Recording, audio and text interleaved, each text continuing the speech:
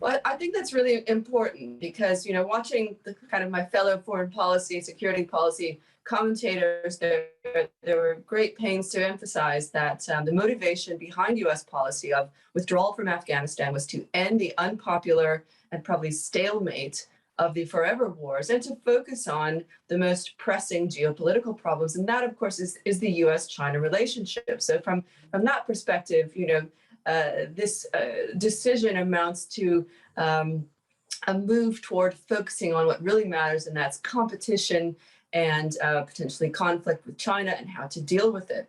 But one of the great takeaways for other countries watching the West during the pandemic was this failure to act, the disjointed response. China and Russia believe that the U.S. in particular and Europe as well are merely are disintegrating empires, and the pandemic has hastened that. There was an old saying by the Mujahideen, the predecessors of the Taliban, that said, they have all the watches and we have all the time.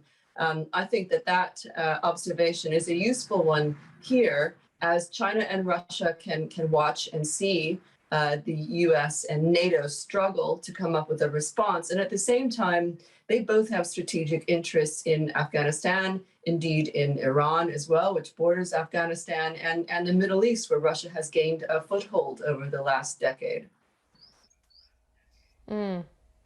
Tina, fascinating hearing your thoughts there. Just lastly, connecting all of this to markets, you've made an interesting point in your latest research that it's been a while since terrorism and the threat of terrorism featured high on risk managers' matrix of potential risks for financial markets. Now, with the Afghanistan falling into Taliban hands, how do you expect this to affect market participants' behavior and even investment decision making?